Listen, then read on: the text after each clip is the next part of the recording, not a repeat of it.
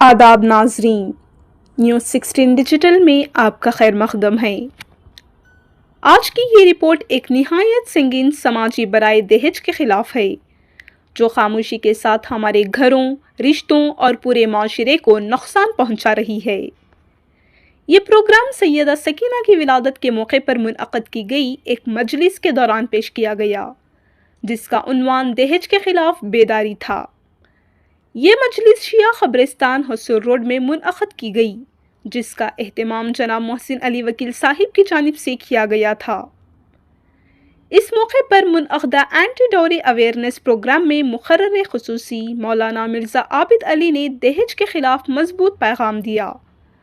वाज़ेह अल्फाज में कहा गया कि शादी कोई कारोबारी सौदा नहीं, बेटा फ़रोख्त के लिए नहीं और बेटी बोझ नहीं होती। इनका कहना था कि दहेज ने निकाह जैसे मुक़द्दस और बाबरकत अमल को एक तिजारती लेन देन बना दिया है। बेटी जो अल्लाह की रहमत है, आज इसी बेटी को मुआशिरे में बोझ समझा जाने लगा है। मुक़र्रिरीन के मुताबिक ये अमल ना इस्लाम के मुताबिक है, ना इंसानियत के और ना ही शराफत के। इस्लाम सादगी का दर्ज देता है।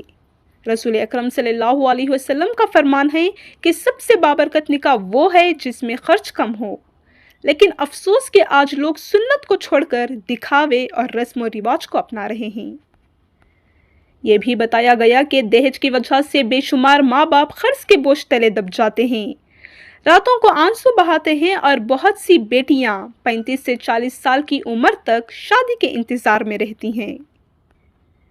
तारीख़ी मिसाल देते हुए कहा गया कि हज़रत अली और हज़रत फ़ातिमा का निकाह सादगी की बेहतरीन मिसाल है, जहाँ ना दौलत देखी गई, ना सामान, और इसके बावजूद आज शादियों में शर्तें और मुतालिबात किए जा रहे हैं। ये हकीकत भी सामने आई है कि बहुत से लोग ज़बान से तो कहते हैं कि वो दहेज नहीं लेते, मगर हकीकत में रस्मों और तोहफ़ों के नाम पर दहेज दिया और लिया जाता है। इस मौके पर वाज़ेह पैगाम दिया गया कि दहेज ना मांगना किसी मर्द की कमज़ोरी नहीं, बल्कि इसके गैरत, किरदार और मजबूत ईमान की अलामत है। आखिर में अवाम से अपील की गई कि वो अहद करें कि ना दहेज लेंगे और ना ही देंगे, और ना ही इस जुल्म पर खामोश रहेंगे। इस समाजी बेदारी मुहिम के इनअक़ाद पर जनाब मोहसिन अली वकील साहिब को खिराज तहसीन पेश किया गया, जो दहेज जैसी लानत के ख़िलाफ़ पूरे हिंदुस्तान में अवाम को बेदार करने की मुसलसल कोशिश कर रहे हैं। इसका इख्तिताम इस पैगाम पर हुआ कि अभी भी वक्त है, मुआशिरा बदल सकता है और अल्लाह के हुक्म से इस लानत का ख़ात्मा मुमकिन है। आइए देखते और जानते हैं इसकी मज़ीद तफसीलात। ये प्रोग्राम जहेज के उन्वान से रखा गया था कि भाई ताकि हर आदमी, हो तो रही हैं शादियाँ, लेकिन पहचानने की ज़रूरत है कि तिल का हुदूदुल्लाह फला तक़रबूहा, कि अल्लाह की भेजाई हुई लिमिट्स क्या हैं, और शादी अगर हो रही है तो उसकी लिमिट क्या है, जहेज़ अगर ले रहे हैं तो उसकी लिमिट्स क्या हैं, जो भी काम हम हमारी ज़िंदगी में रोज़मर्रा कर रहे हैं उसके लिमिट्स क्या हैं। क्योंकि अब जहेज़ के मामले में आज के माशरे में लिमिट्स पार हो रहे हैं, जिसके नतीजे में बहुत ज़्यादा एक लड़की वालों पे एक तरह का बोझ बढ़ते जा रहा है, वजन जो है उन पे बढ़ रहा है, इतने डिमांड्स और इतने तमाम चीज़ें। लिहाजा आज की तकरीर इस उन्वान से रखी गई कि भाई खुद जहेज़ को लेके शरीयत और दीन और कुरान और रिवायतें सुन्नत जो है हमें क्या बताती है, और कहाँ तक इसमें छूट है, कहाँ तक छूट नहीं है। जब बात लिमिट पार कर जाती है तो जब भी कोई भी चीज़, अरबी में कहावत है, कहते हैं कुल्लु शैइन इज़ा ज़ादा अन हद्दिही इनक़लबा ज़िद्दहू, कोई चीज़ अपनी लिमिट से पार कर जाती है तो उसके उल्टे असरात माशरे में होना शुरू हो जाते हैं। शादी, अभी माह रजब व शाबान रमज़ान, ये माहौल जो है शादियों का रहता है, तो इंसान को अपने शादी के हर एंगल में लिमिट्स क्या है उसका ख्याल रखना चाहिए, वरना अगर लिमिट पार कर दे तो अपने में और दूसरे लोगों में कोई फ़र्क नहीं रह जाएगा। लिहाजा गुजारिश है हर जवान से कि वो अपने माँ बाप से कहे कि आप कोई भी डिमांड नहीं रखेंगे, शरीयत ने इस तरह का डिमांड रखने का हक दिया नहीं है।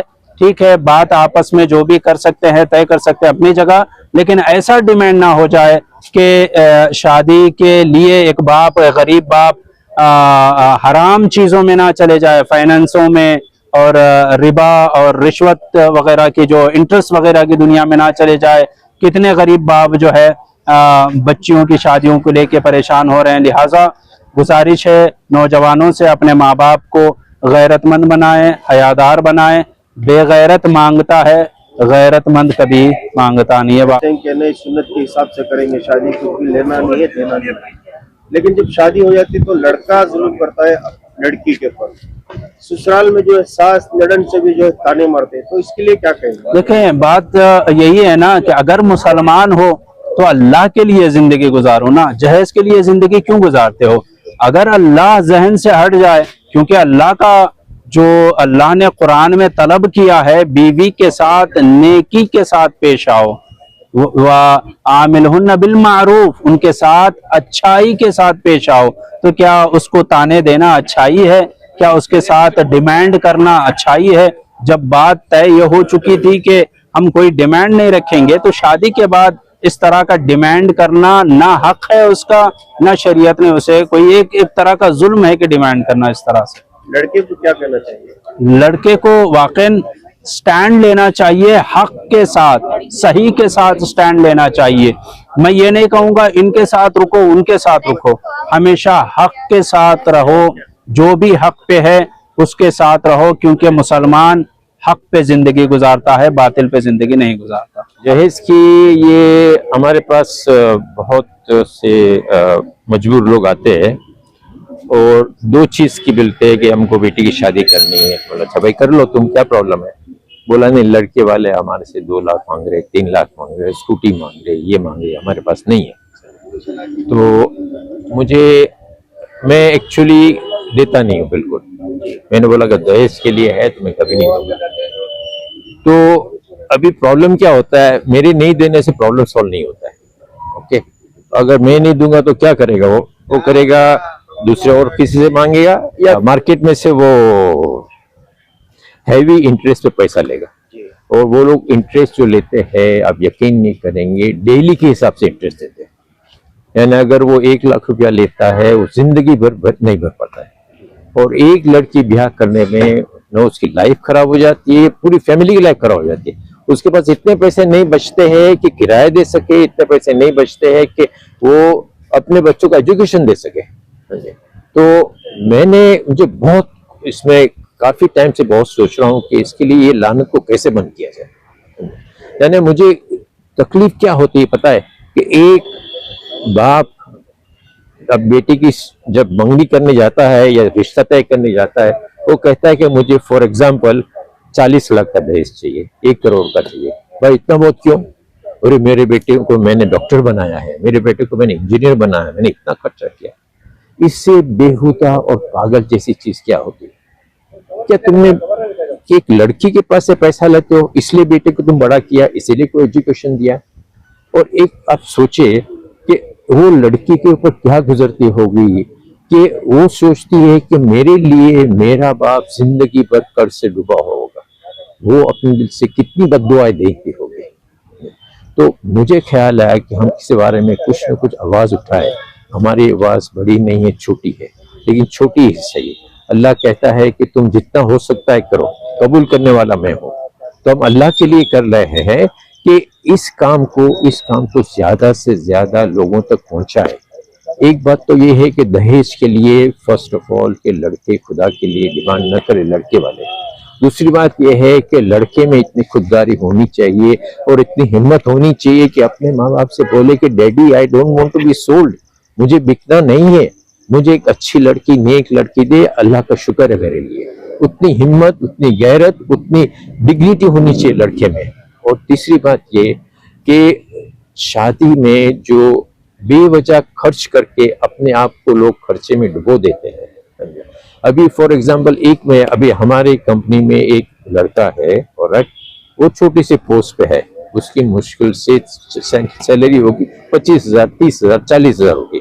वो आके बोलता है कि मेरी लड़की की शादी हो रही है और बहुत खुशी की बात है कि लड़के वाले आए, हमारे लड़की को पसंद कर लिया। हमने बोला कि अभी शादी हम नहीं करेंगे, 2 साल बाद करेंगे क्योंकि लड़की हमारी पढ़ रही है। उन्होंने इंसिस्ट किया नहीं, इतनी अच्छी लड़की हमको मिलेगी नहीं, हमको अभी आप रिश्ता तय कर दो, लड़की शादी 2 साल की बात करो। मैंने बोला बहुत अच्छा है। फिर उन्होंने बोला कि वो दहेज भी नहीं मांग रहे। बोला बहुत अच्छा है। बोला फिर क्यों तुम फिक्र में हो? बोला कि नहीं, वो बोलते शादी धूमधाम से होनी चाहिए। बोले धूमधाम का मतलब क्या है? बोला 25 से 30 लाख का खर्चा है। वो कौन करेगा? वो तो मुझे ही करना पड़ेगा क्योंकि वो दहेज नहीं ले रहे। तो ये कहाँ का पागलपन है, कहाँ का मुसीबत है? क्यों लड़की वाले खुद स्ट्रॉन्ग नहीं होते कि मेरी बेटी भले ब्याह नहीं करेगी, मैं दहेज 1 पैसा नहीं देने वाला हूं। अगर ज्यादा नहीं 5 ऐसे माँ बाप खड़े हो जाए ना, लोग दहेज लेना भूल जाएंगे। और ज्यादा नहीं 5 ऐसे लड़के खड़े हो जाए और ये कहे कि no daddy I am not for sale, मुझे अच्छी सी लड़की ला दो, नेक ला दो, अल्हम्दुलिल्लाह। और 5 ऐसे माँ बाप खड़े हो जाए जो कहे कि नहीं हमें 1 पैसा नहीं चाहिए, तो इंशाल्लाह देखो ये माशरे के अंदर कैसा इनकलाब आता है। और ये जो लानत है जो दहेज की, सिर्फ हमारे में नहीं है, ये पूरे इंडिया में है, हम सब जानते हैं। लेकिन बस हम शुरुआत करते हैं ताकि सबको ये चीज एक नसीहत मिले, एक मोटिवेशन मिले कि ये लानत से हम कैसे दूर रहे। सबसे पहले मैं लड़कों से ज्यादा माँ बाप से गुजारिश करना चाहता हूँ कि आप लोग खुददार बने, क्योंकि आप लड़के को पैदा कर रहे हैं, जैसा ही वो लड़की वाला भी अपनी लड़के को पैदा करता है, पैदा करके आपके घर पे भेजता है, एक नौकरान बना के, एक हमसफर बना के भेजते हैं। मगर आप लोग उसको नौकरानी जैसा नहीं है, बेटी जैसा जैसे आपकी बेटी बाहर जाएगी तो थोड़ी भी तकलीफ हो गई तो महसूस करेंगे, बहू की तकलीफ को आप महसूस नहीं करते हैं। ये गुजारिश है कि ये डोरी, हाँ हम शुक्रगुजार हैं जनाब मोहसिन वली वकील के, जो प्रोग्राम हर हमेशा प्रोग्राम बनाते हैं, ऐसे ये प्रोग्राम बन रहे हैं। मास शादी के लिए हमने और इदारे ने बहुत कोशिश किया, मगर महसूस यहाँ पे ये मास शादियों के लिए लड़के वाले राजी नहीं होते हैं, क्योंकि लड़के वालों को कुछ देना पड़ेगा नहीं शादी में, जितना भी बोझ है तो लड़की वालों की बेहतर। गुजारिश है कि लड़की वालों से थोड़ा भी नरमी से पेश आए, जैसा सादगी से जितनी हो सकती है उतनी सादगी में कर लें तो आपकी इज्जत खुदा भी देंगे और आने वाली बहू भी देंगे। साथ में मर्द की भी, शौहर की ख्याल करेंगे अच्छी तरह से, माँ बाप के जैसे माँ बाप के वैसे सास ससुर की भी ख्याल करेंगे। आप डिमांड करेंगे, जुल्म करेंगे तो क्या करेंगे? जुल्म के बराबर वो भी चलना पड़ती है। ऐसा नहीं है, मेहरबानी है ये मत करो, सीधी सादगी से शादी करो। मैं बोला मेरे को 4 लड़कियां हैं, मैं कोई लड़की को मेरे ये डोरी नहीं ली है, उनका जज़ाकल्लाह 2 है, एक ही घर में 2 बेटियां को दिया हूँ, उन लोगों में एक पैसा, एक जोड़ा, दूसरा तीसरा उन्होंने नहीं लिए। मेरे एक भांजे को दिया हूँ, उन्होंने भी नहीं लिए। दूसरा में एक बेटी को पाल लिया था, उसको दिया हूँ, उन लोगों भी नहीं लिए। मैं खुदा से हर दिन यही दुआ करता हूँ कि हर औरत बच्चे सुकून के साथ, खास कर मिडिल क्लास में, छोटी लो क्लासर जो भी है लो क्लास में, उन लोग कहीं भी मांग के इनसे उनके कर देते हैं, मजबूर होके घर घर जा रहे, हमें देख रहे हैं, मजबूर हो रहे हैं, क्योंकि अब ये नहीं कर सकते। जितना भी है शादी के ऊपर ही वजन डालते हैं, औरत बच्चे के ऊपर। तुम मर्द बनो, नहीं मर्द बनो, खुददार बन के आप शादी करो। इसमें 1-2 बार ऐसे सामने ले लेंगे ना तो माशरा बहुत सुधर जाता है इंशाल्लाह। हमारे औरत बच्चे बहुत सुकून से रहते हैं। यही मेरा एक गुजारिश है माँ बाप। शादी में जो है गाना बजाना हो रहा है और ये बिल्कुल जो है बहुत वेस्ट होता है, ये बिल्कुल हराम है। गाना बजाना, बारात दूसरी तरह से ले जाना, और रही बात खाने की है, खाने को एक दाने का भी हिसाब करना पड़ता है। आप जैसे पैसा दे के होटलों में जाते हैं तो पैसा देना बच गया तो भाई पैक कर दो, पैक करके लेके आते हैं। ये इसके पैसा देने का नहीं है ना, कोई खिला रहा है, कोई किसी का माल जा रहा है, जाने दो, ये नहीं है, इसका कदर करो। क्योंकि बहुत मुसीबत से जो या दूल्हे वाला खिलाओ या दुल्हन वाला खिलाओ, ये बहुत मुसीबत से पैसा कमाते हैं। ये मुसीबत ये और खुदा को नागवार गुजारता है। ऐसा वेस्ट नको करो, जितना होना है आप खाओ, एक बार नहीं 10 बार डाल के खाओ, ये फेंको न खाओ। ये गरीब खाता है उससे। आप सिर्फ बाहर से जितना हमारे पास खाना नहीं है, उनको देखो गाजा की 2 लाज है, गाजा की हिसाब में तस्वुर में ला लो, उन लोग बच्चे, छोटे छोटे बच्चे खाने के लिए, पानी के लिए कितना तरस रहे। हम लोग आराम से 10-10 रकम के वो नहीं लाया, ये नहीं लाया। नहीं मेरे भाया, गुजारिश है इस चीज की जरा भी कोशिश करो, अच्छी से अच्छी शादी करो, सादगी से करो, मोहब्बत बढ़ती है इसमें। और खाने को खास कर खाना पीना आप जैसे पूछे हैं, इसका एहतराम करो, ये हमारी गुजारिश है इंशाल्लाह। खास करके जो पंजाबी ढोल आता है उस पर जो है अपनी बीबी को, अपने बहन को सब नचा रहे, तो इसके बारे में क्या कहेंगे? नहीं, ये पंजाबी ढोल के साथ नचा रहे हैं, वो मुशायरा कर रहे हैं, अपनी बीवी को दूसरों को बता रहे हैं मेरी बीवी मेरे लिए है, खुदा न करे शरीक हया है, शरीक हया मेरे वास्ते, गैरों को तमाशागर नहीं है। ये तमाशा हो जा रहा है, ये तमाशा दूसरों के साथ बुला रहे हैं ऐसा। खासकर एक वीडियो वाला से भी मैं गुजारिश करता हूँ, माँ बाप से, वीडियोग्राफर भेजते हैं ऐसा, ये लो ये लो ये लो, हाँ आपकी बच्ची की वीडियो पकड़ाना है, लेडीज किसी भी औरतों से लो। सबसे पहले दूल्हा देखना है सूरत, दूल्हे से पहले वीडियोग्राफर देखता है। और दूसरा जो स्टेज में बाहर रखे रहते हैं, आप नचाते हैं, वो इसी नहीं है। हमारी हदीस क्या है, उस तरीके से चलो आप। ये बहुत सरासर गलत है। ये रस्मात, ये राजपूतां का है, मुसलमानों का नहीं है। सबसे पहले मैं परवरदिगार का शुक्र अदा करता हूँ, और साथ साथ हमारे मोहसिन वकील साहब जो इतना बड़ा प्रोग्राम कर रहे हैं, उनका भी शुक्र है। हर संडे यहाँ मजलिस प्रोग्राम जश्न जैसा है उसका जश्न टाइम पे जश्न मजलिस के टाइम पे मजलिस अदा कर रहे हैं। और ख़ासकर जहेज के बारे में जो है, मेरे भी 3 बेटियां थे, मैं भी जहेज, और एक बेटा है मेरा, उसको मैं भी जहेज नहीं किया माशाल्लाह। तो इससे मैं सबसे गुजारिश है कि एहतियात करें जहेज ना लेने की, और अपने पर चलें, अपने ओहदे पर चलें, अपने ताकत पर चलें, जो के बाजू वाला, सामने वाला भी उसको देखकर वो भी इस रास्ते पर चले। और जो बहू को लाते हम लोग, जैसे हम लोग बेटी मेरे 3 बेटियां हैं, तो बहू आने के बाद वो चौथी बेटी हो गई, मेरी बहू नहीं हुई, तो उसको भी बेटी के जैसे ट्रीट करो, नॉट बहू की सरकार। तो इंशाल्लाह मैं सबसे गुजारिश करता हूँ, तो इस माहौल जो एटमॉस्फेयर फैली हुई है, जो एक आदत पड़ी हुई है, उसको रोका जाए इंशाल्लाह। और जिसके खिलाफ हमको स्ट्रांग कदम उठाना चाहिए। एक हदीस इमाम मोहम्मद बाक़िर अलैहिस्सलाम की है कि उस शादी में कैसे बरकत रहेगी जिसकी बुनियाद जुल्म के ऊपर हो। तो बस खाली इंसान जो है ये सोचे कि जो है जुल्म के साथ और दहेज के साथ जो है वो शादी करे, तो उसके अंदर कभी जो है वो बरकत नहीं रहेगी। इंशाअल्लाह हमारे नौजवान इसके ऊपर अमल करेंगे। अगर इंसान में खुददारी है, हया है और गैरत है, तो जो है वो ये सोचे कि अगर हमारी बेटी जो है दूसरे के घर में जा रही है और हमारे घर में एक बहू आ रही है, तो हमारी बेटी के साथ भी अगर यही सलूक होगा कि वो ताने सुनेगी, तो ये सोचे कि जो है जो घर में बहू आई है उसके साथ भी जो है वो इज्जत के साथ पेश आए। अगर इंसान इतना ही सोचे कि हमारी ये जो हम बहू के साथ कर रहे हैं वही हमारी बेटी के साथ होगा, तो ये काफी है कि वो किसी को ताने नहीं देगा इंशाअल्लाह। लड़का भी ताने देता है, इसके लिए क्या कहेंगे?